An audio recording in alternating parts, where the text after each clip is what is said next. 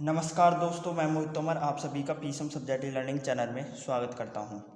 दोस्तों, आज की इस वीडियो में हम बात करने वाले हैं विद्युत धारा और विद्युत धारा के प्रकार पर। तो दोस्तों, आज की इस वीडियो में मैं आपको विद्युत धारा किसे कहते हैं और ये कितने प्रकार के होते हैं इसके बारे में बताने वाला हूं।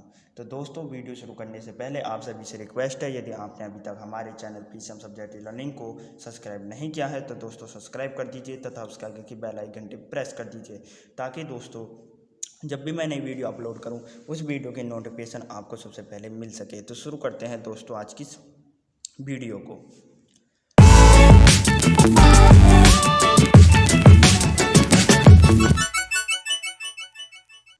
तो दोस्तों, आपको क्या करना है, पहले तो आपको विद्युत धारा हेडिंग डालनी है। पहले दोस्तों हम विद्युत धारा के बारे में जानेंगे कि विद्युत धारा किसे कहते हैं। और दोस्तों, आपको इस हेडिंग में लिखना है, किसी चालक में प्रति सेकंड में प्रवाहित आवेश की मात्रा विद्युत धारा कहलाती है। तो दोस्तों, आप जानते हैं कि चालक किसे कहते हैं। वे पदार्थ जिनके अंदर विद्युत धारा आसानी से प्रवाहित हो जाती है वो हमारे क्या कहलाते हैं, चालक कहलाते हैं। तो दोस्तों, हमने क्या करा, एक चालक में प्रति सेकंड में आवेश की कुछ मात्रा प्रवाहित की है। क्या करिए दोस्तों, आवेश की कुछ मात्रा प्रवाहित करिए। तो दोस्तों वह हमारी क्या कहलाएगी, विद्युत धारा कहलाएगी। क्या कहलाएगी दोस्तों, विद्युत धारा। दोस्तों, मैं आपको एक और बात बता दूं कि आवेश के अंदर जो होते हैं ना, इलेक्ट्रॉन होते हैं। क्या होते हैं दोस्तों, इलेक्ट्रॉन। और इलेक्ट्रॉन के अंदर क्या होती है, ऊर्जा होती है। क्या होती है दोस्तों, ऊर्जा। उसी ऊर्जा के माध्यम से हमारी क्या बनती है दोस्तों, विद्युत धारा बनती है। क्या बनती है दोस्तों, विद्युत धारा बनती है। आप इस बात को एक एग्जाम्पल के माध्यम से समझ सकते हैं। मान लीजिए दोस्तों, मेरे पास ये क्या है, एक तार है। क्या है दोस्तों, एक तार है। क्योंकि तार एक क्या होता है दोस्तों, चालक पदार्थ होता है। क्या होता है दोस्तों, चालक पदार्थ, जिसमें विद्युत धारा आसानी से प्रवाहित हो जाती है। अब दोस्तों, इस तार के अंदर मैंने प्रति सेकंड में आवेश की कुछ मात्रा प्रवाहित की है। क्या करिए, आवेश की कुछ मात्रा प्रवाहित करी है। तो दोस्तों, मैंने आपको बताया था कि आवेश के अंदर क्या होते हैं, इलेक्ट्रॉन होते हैं। और इलेक्ट्रॉन के अंदर क्या होती है, ऊर्जा होती है, जिसके माध्यम से हमारी क्या बनती है, विद्युत धारा बनती है। तो जैसे ही दोस्तों आवेश इस तार के अंदर प्रवेश करता है तो वह हमारी क्या बन जाती है, विद्युत धारा बन जाती है। क्या बन जाती है, विद्युत धारा बन जाती है। इसी को हम क्या कहते हैं दोस्तों, विद्युत धारा कहते हैं। क्या कहते हैं दोस्तों, विद्युत धारा। तो दोस्तों, आपको विद्युत धारा किसे कहते हैं ये बात समझ में आ गई होगी। अब दोस्तों, आपको एक लाइन छोड़ के आगे लिखना है, माना चालक में टी सेकंड में प्रवाहित आवेश क्यों है, तो धारा बराबर आवेश अपॉन समय। तो दोस्तों, मेरे पास कोई चालक है।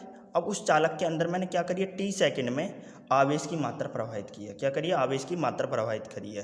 तो जब मैंने चालक के अंदर टी सेकंड में आवेश की मात्रा प्रवाहित करी तो दोस्तों मेरा क्या बन गया, धारा बराबर आवेश अपॉन समय। क्या बन गया, धारा बराबर आवेश अपॉन समय। तो दोस्तों, आपको एक लाइन छोड़ के ये लिखना है। अब दोस्तों, तो आप जानते हैं कि धारा को हम आई से निरूपित करते हैं, आवेश को क्यू से निरूपित करते हैं और समय को टी से निरूपित करते हैं। तो दोस्तों, ये हमारा सूत्र बनेगा आई बराबर क्यू अपॉन टी। क्या बनेगा, आई बराबर क्यू अपॉन टी। और दोस्तों, मैंने आपको एक और बात बताई थी कि आवेश के अंदर क्या होते हैं, इलेक्ट्रॉन होते हैं। क्या होते हैं, इलेक्ट्रॉन। तो दोस्तों, हमारा सूत्र होता है क्यू बराबर एन ई। क्या होता है दोस्तों, क्यू बराबर एन ई। जो होता है ना दोस्तों, ये ई जो आप इस ई को देख रहे हैं, ये ई हमारा इलेक्ट्रॉन होता है। ई क्या होता है दोस्तों, इलेक्ट्रॉन। तो दोस्तों, हम क्यू के स्थान पर एन ई भी रख सकते हैं। तो ये होगा हमारा आई बराबर एन ई अपॉन टी। मैंने आपको बताया नहीं था कि क्यू बराबर हमारा क्या होता है, एन ई। तो क्यू के स्थान पर हमने क्या रख दिया, एन ई रख दिया। तो आई बराबर एन ई अपॉन टी हो गया। ठीक है दोस्तों। तो दोस्तों, आपको ये समझ में आ गया होगा। अब दोस्तों देखिए, जहाँ ई इलेक्ट्रॉन का आवेश है, तो दोस्तों मैंने बताया नहीं था कि ई जो क्या है, हमारा इलेक्ट्रॉन है। ई क्या है, इलेक्ट्रॉन है। इलेक्ट्रॉन के अंदर क्या होती है, ऊर्जा होती है। तो दोस्तों, आपको लिखना है कि जहाँ ई इलेक्ट्रॉन का आवेश है, ई बराबर 1.6 गुणा 10 की घात माइनस के 19 कूलाम। तो दोस्तों, एक इलेक्ट्रॉन में का मान कितना होता है, 1.6 गुणा 10 की घात माइनस के 19 कूलाम। ये हमारा इलेक्ट्रॉन का क्या होता है दोस्तों, मान होता है, ई बराबर। तो दोस्तों, आपको इलेक्ट्रॉन का मान भी पता होना चाहिए। तो दोस्तों, आपको इलेक्ट्रॉन का मान भी पता चल गया, विद्युत धारा का सूत्र भी पता चल गया, विद्युत धारा की परिभाषा भी पता चल गई। अब बात करते हैं विद्युत धारा के मात्रक पर। किस पर, विद्युत धारा के मात्रक पर। तो दोस्तों, आपको लिखना, विद्युत धारा का मात्रक एम्पियर होता है। क्या होता है दोस्तों, एम्पियर। विद्युत धारा का मात्रक क्या होता है दोस्तों, एम्पियर होता है। तो एक नंबर का ये क्वेश्चन पूछ लिया जाता है कि विद्युत धारा का मात्रक किसे कहते हैं। दोस्तों, एक एम्पियर बराबर कितना होता है, एक कूलाम प्रति सेकंड। क्या होता है दोस्तों, कूलाम प्रति सेकंड। हमारे एक एम्पियर का मान कितना होता है, एक कूलाम प्रति सेकंड। तो दोस्तों, आपको विद्युत धारा किसे कहते हैं ये बात पूरी तरह समझ में आ गई होगी सूत्र सहित, इसका मात्रक भी आपको समझ में आ गया होगा, इलेक्ट्रॉन का मान कितना होता है ये भी आपको समझ में आ गया होगा। अब दोस्तों बात करते हैं विद्युत धारा के प्रकार पर कि विद्युत धारा कितने प्रकार की होती है। तो दोस्तों आपको क्या करना, आपको हेडिंग डालने विद्युत धारा के प्रकार। क्या हेडिंग डालने दोस्तों? विद्युत धारा के प्रकार। और दोस्तों आपको इस हेडिंग में लिखना है कि विद्युत धारा दो प्रकार की होती है। कितने प्रकार की होती है दोस्तों? दो प्रकार की। कौन कौन सी होती है? दृष्टि धारा, प्रत्यावर्ती धारा। क्या होती है दोस्तों? दृष्टि धारा, प्रत्यावर्ती धारा। तो पहले हम दृष्टि धारा के बारे में जान लेते हैं। तो दोस्तों आपको हेडिंग डालनी है दृष्टि धारा। और दोस्तों आपको इस हेडिंग में लिखना है दृष्टि धारा का तात्पर्य उस धारा से है जो केवल एक दिशा में प्रवाहित होती है, जैसे शैल, दृष्टि धारा, जनित्र आदि। तो दोस्तों दृष्टि धारा का तात्पर्य क्या होता है, अर्थ क्या होता है? तो दोस्तों दृष्टि धारा का अर्थ होता है केवल एक दिशा में प्रवाहित होने वाली धारा।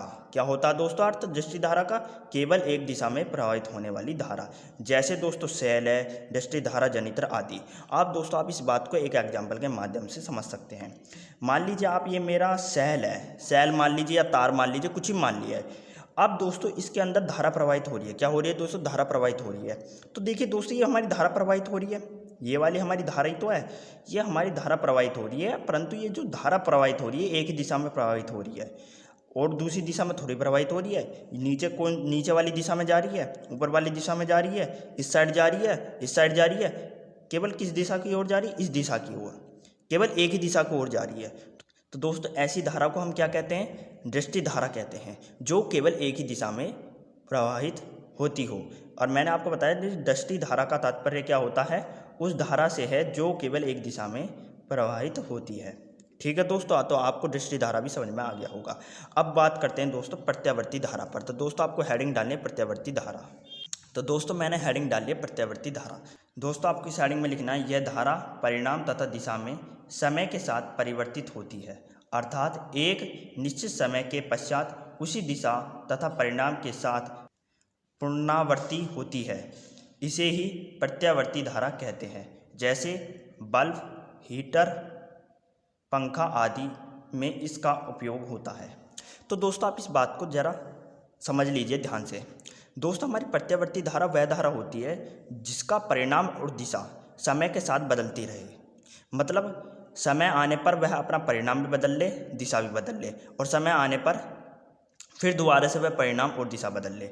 मतलब जैसा जैसा समय चलता जाए वैसे वैसे परिणाम और दिशा दोनों बदलती जाएं। तो ऐसी धारा को हम क्या कहते हैं? प्रत्यावर्ती धारा कहते हैं। क्या कहते हैं दोस्तों? प्रत्यावर्ती धारा।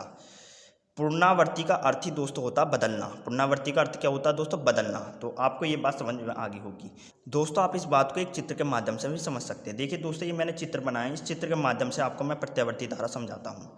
दोस्तों देखिए ये हमारा धारा प्रवाहित हो रही है। आप इसे चाहे तो शैल मान लीजिए या आप इसे तार मान लीजिए, कुछ ही मान लीजिए दोस्तों। अब देखिए दोस्तों ये पहले हमारी ये धारा यहाँ प्रवाहित हुई ऊपर, फिर ये नीचे वाली दिशा में आ गई, फिर ऊपर चलेगी, फिर नीचे चलेगी, फिर ऊपर, फिर नीचे। मतलब जो धारा की दिशा है वो बदलती जा रही है। पहले ऊपर गई, फिर नीचे गई, फिर ऊपर गई, फिर नीचे गई, फिर ऊपर गई, फिर नीचे गई। तो इसका मतलब इसका परिणाम भी बदल रहा है। परिणाम का अर्थ होता है दोस्तों मान। परिणाम का अर्थ क्या होता है दोस्तों? मान। तो मान बदल रहा है, दिशा भी बदल ली है। पहले ऊपर वाली दिशा में, फिर नीचे वाली दिशा में, फिर ऊपर वाली दिशा में, फिर नीचे वाली दिशा में। तो परिणाम भी बदला, दिशा भी बदली। तो दोस्तों ऐसी धारा को हम क्या कहते हैं?